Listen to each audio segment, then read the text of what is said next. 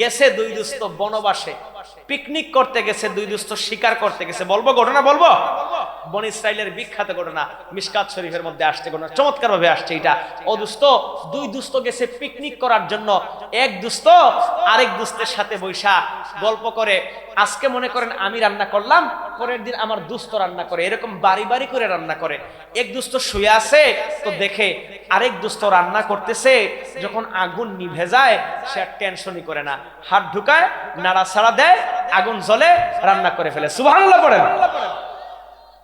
ওই দুস্থ শোয়া থেকে দেখতেছে, চায়া চায়া দেখে, আহারে আমি আগুন যখন নিভে যায়, আমি যখন রান্না করি তখন কত টেনশন করা লাগে, কিন্তু আমার দুস্থ এমন অবস্থা, কোনো টেনশন করা লাগে না। আগুন যখন নিবে আমি তো ফু দিতে দিতে আমার নাক মুখ লাল হয়ে যায়, কিন্তু আমার দুস্থ আগুন নিবলে কোনো টেনশনই নাই, হাত দিয়ে নাড়াচাড়া দেয়, ওই জায়গার মধ্যে আগুন জ্বলে, আগুন তার গায়ে তো লাগে না। দুস্থরা এসে বলতেছে, দুস্থ আমি তুমি যে কাজগুলা করতেছো এই কাজের অবস্থা আমি দেখা ফেলছি। দুস্থ ভিমরি খাইয়া উঠছে, কি দেখছো বলো তো? দুস্থ ডাক দিয়ে বলে, দুস্থ তোমার মধ্যে যে একটা গুণ আছে, গুণটা আমি দেখছি, এই গুণ তুমি কেমনে হাসিল করলে আমাকে একটু বলো না। দুস্থ বলতেছে, দুস্থ এটা আমার কোনো গুণ না, এটা একটা ঈমান ওয়ালি আল্লাহর বান্দির এটা দোয়ার ফসল। ও দুস্থ আমাকে তুমি ঘটনাটা খুলে বলো। দ্বিতীয় দুস্থ বলতেছে শোনো তাইলে ঘটনা, আমি ছিলাম ধনী বাবার সন্তান, টাকা পয়সার কোনো কমি আমার বাড়ির মধ্যে ছিল না। আমার বাবার এত পরিমাণ সম্পদ ছিল, আমার কোনো রোজগারের প্রয়োজন পড়তো না, যখন যা মন চায় তা আমি করতে পারতাম। দোস্ত ডাক দিয়া বলে, দোস্ত আমার বাবার এত পরিমাণ সম্পদ ছিল, যখন যা মন চায় আমি তা করতে পারতাম, কোনো টেনশন ছিল না। মদ খাইতাম, গাঁজা খাইতাম, জুয়া খেলতাম, আর নারীবাজি করতাম, আড্ডাবাজি করতাম, কোনো আমার টেনশন ছিল না। হুট করে একদিন রাস্তা দিয়ে হাইটে যাচ্ছি, এমন সময় দেখতে পাইলাম একটা সুন্দরী নারী রাস্তা দিয়ে হাইটা যায়। তারে দেখা আমার খুব ভালো লাগা গেল, দেখা এমন ভালো লাগলো তার পিছু নিলাম, দেখি মেয়েটার বাড়ি কোথায়, তাই কোন পর্যন্ত যায়। এখন আস্তে আস্তে দেখা যায় আমার বাড়ির সামনের যে বাড়ি, এই বাড়ির হচ্ছে মেয়েটার বাড়ি। ও দোস্ত আমি অন্তরে অন্তরে খুশি হয়ে গেলাম। ওই মেয়েটা ছাদে কাপড় নাড়তে আসে, বারান্দার মধ্যে কাপড় নাড়তে বের হয়, আর আমি দুই তলার ছাদ থেকে মেয়েটাকে চায়ে চায়ে দেখি। আমার বড় ভাল লাগে তারে দেখলে, বড় অন্তরে মজা পাই, শান্তি পাই। দোস্ত আমার অবস্থা যখন এই হয়ে গেছে, চিন্তা করে দেখেন ভাই জিনার দিকে কিভাবে দাবিত হইতেছে, ভালো করে মনটা নরম করে দিয়ে শোনেন। ও দোস্ত বলতেছে, দোস্ত আমি যখন মেয়ের দিকে পাগল হয়ে গেলাম, আমি তাকে আই লাভ ইউ বলি, সে কিন্তু আমার আই লাভ ইউর কোনো উত্তর দেয় না। আমি তারে আই লাভ ইউ বলি, আমি তো কারণ আই লাভ ইউ মার্কা, আর সে হচ্ছে পর্দা মার্কা। আমি আই লাভ ইউ মার্কার, সে হচ্ছে পর্দা মার্কা। আমি তারে প্রেমের প্রস্তাব দেই, কিন্তু সে আমার কোনো প্রেমের প্রস্তাবে রাজি না, কারণ সে হচ্ছে আল্লাহ ওয়ালি, তার অন্তরের মধ্যে আল্লাহর ভয় আছে, আল্লাহ তার ভিতরের মধ্যে বসবাস করে, সে আল্লাহরে ভয় পায়। আমি আর কোনো উপায় না দেখা আমার বাবারে বললাম, বাবা এতদিন যা করছি সব আজকে থেকে বাদ দিয়ে দিব। ও বাবা এতদিন যা করছি আজকে থেকে সব বাদ দিয়ে দিব, একটা মাত্র তোমার কাছে আমার আবদার। বাবা গো এই বাড়ির মধ্যে সুন্দরী একটা মেয়ে আছে বাবা, কোনো আবদার নাই, এই মেয়েটাকে আমাকে বিয়ে করায় দেন, যত রকমের যত খারাপি আছে সমস্ত খারাপি আজকে থেকে ছাইড়া দিব। আচ্ছা এখানে বাবা যারা আছেন বলেন তো, দুষ্টা ছেলে যদি বলে আমারে বিয়ে করায় দিলে আমি সমস্ত খারাপ কাজ ছেড়ে দিব, বাবাটা খুশি হইব না বেজার হইব? বাবা তো অনেক খুশি যে আমার ছেলে বলতেছে এই মেয়েটাকে যদি বিয়ে করায় দেই তাইলে আমার ছেলে সব খারাপ কাজ ছেড়ে দেবে।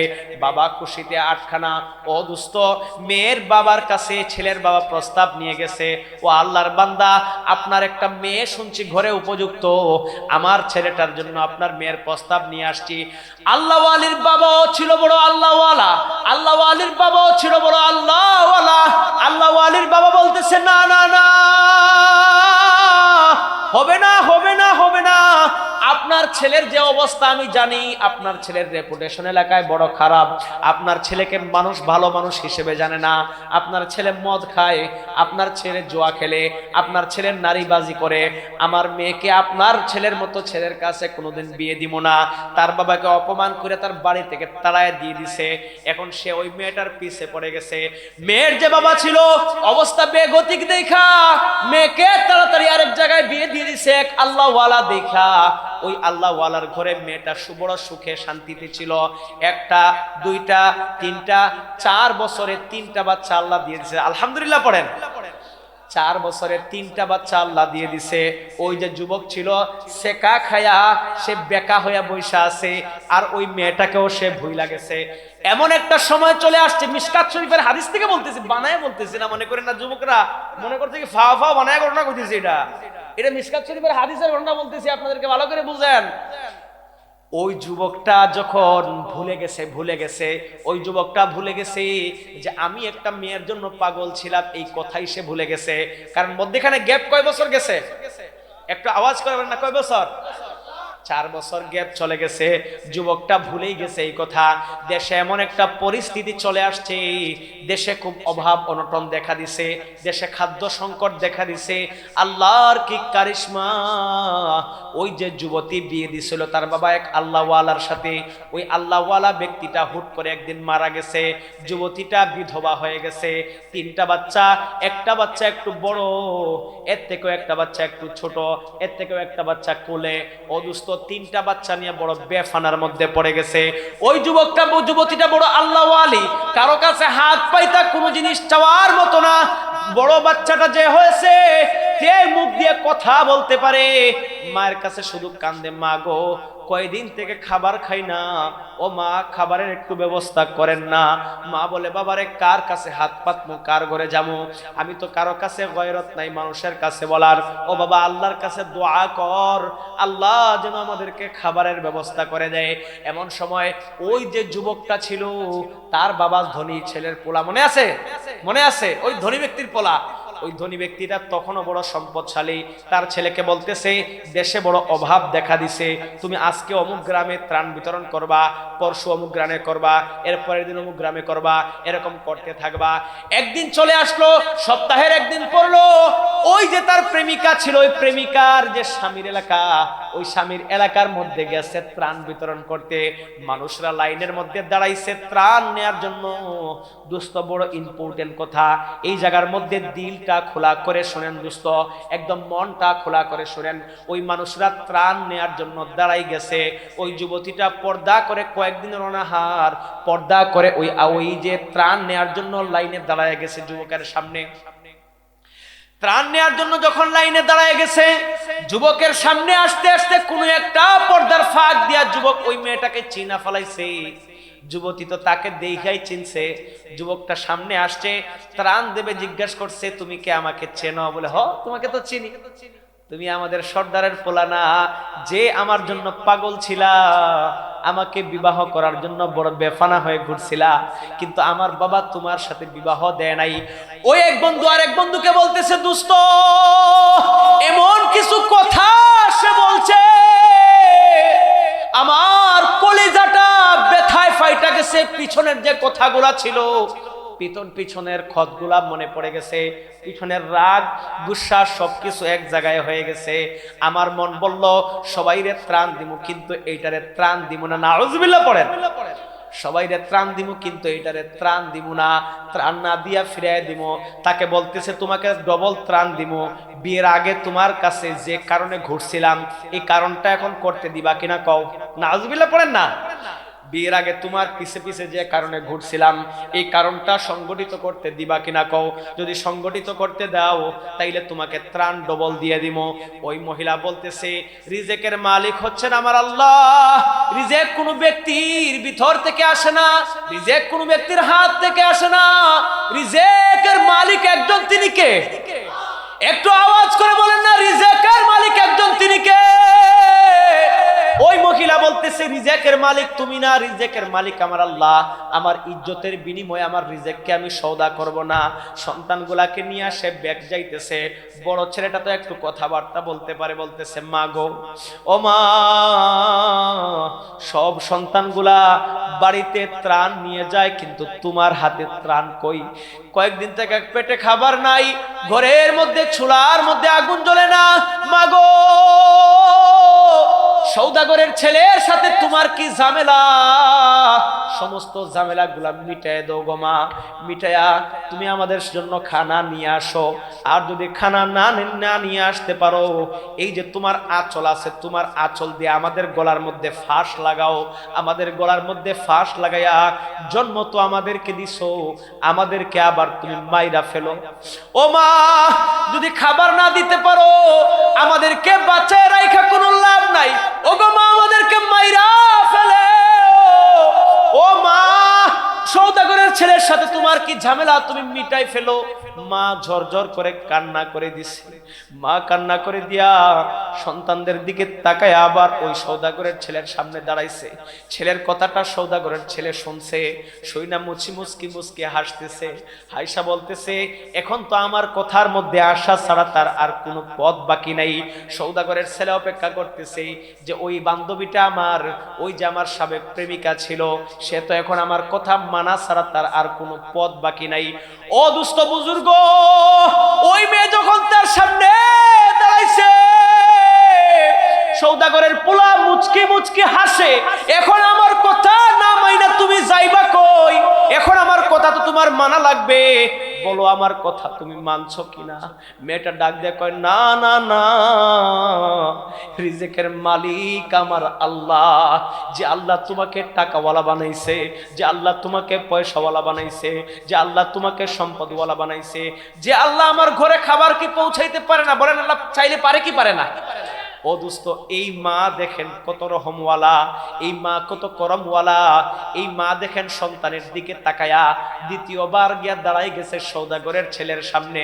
সওদাগরের ছেলে মনে মুচকি মুচকি হাসে, ওই মহিলার সামনে দাঁড়াই গেছে। দাঁড়ায় বলতেছে, সওদাগরের ছেলে, তুমি মুচকি মুচকি হাসতেছ, মনে মনে ভাবতেছ যে আমি তোমার কাছে খাবার নেয়ার জন্য আসছি আমার ইজ্জতের বিনিময়ে। তুমি মনে রাখো, আমার আল্লাহ হচ্ছে কাহ্হার, আমার আল্লাহ হচ্ছে রহমান, আমার আল্লাহ হচ্ছে সত্তার, আমার আল্লাহ হচ্ছে রাজ্জাক। রিজেক পৌঁছানোর মালিক তিনি কে? এই যে আমাদেরকে রিজেক খাওয়াইতেছে তিনি কে? একটু আওয়াজ করে বলেন না, রিজেক যিনি খাওয়ায় তিনি কে? ওই সওদাগরের অন্তরের মধ্যে ভয় ঢুকে গেছে। ওই মহিলা বলতেছে, তোমাকে যে আল্লাহ টাকাওয়ালা বানাইছে, এই আল্লাহ আমাকে আমার ঘরের মধ্যে খাবার পৌঁছাবে। ছেলেকে টান দিয়ে কুলে নিয়ে লইছে আর বলতেছে, বাবা চল চল চল, বাড়ি যাই, আর আজকে আর এখানে দাঁড়াবো না। যে আল্লাহ ওই জালিমের সামনে আমাদেরকে রিজেকের জন্য দাঁড় করাইছি, ওই আল্লাহ আমাদের বাড়ি পর্যন্ত খাবার পৌঁছায় দেবে। সওদাগরের ছেলে তার বন্ধুকে বলতেছে, দোস্ত, এই কথা শোনার সাথে সাথে আমার দিলের মধ্যে ভয় আইসা গেছে। আমার দিলের মধ্যে ভয় আইসা গেছে এটা যে নারীর 3টা বাচ্চা আছে, কারো কাছে হাত পাতে না, আল্লাহর উপর এত তাওয়াক্কুল, এত ভরসা তার, আল্লাহর উপর এত ইস্তেকামাত। ওই আল্লাহর উপর যদি এত ইস্তেকামাত থাকে, যে আল্লাহ তাকে এই পর্যন্ত নিয়ে আসছে, যে আল্লাহ আমাকে টাকাওয়ালা বানাইছে, ওই আল্লাহ কি তার বাড়ি পর্যন্ত খানা পৌঁছায় দিতে পারে না?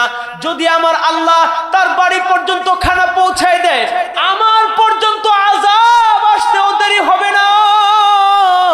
ও দোস্ত, এই কথা যখন আমার অন্তরে আসছে, ওই মহিলা যে রাস্তা দিয়ে গেছে, আমি আমার উটটা টান দিয়ে আনছি, উটের মধ্যে আঠা উঠাইছি, উটের মধ্যে খেজুর উঠাইছি, তেল ডাল চাল যা লাগে সবকিছু উঠাইছি।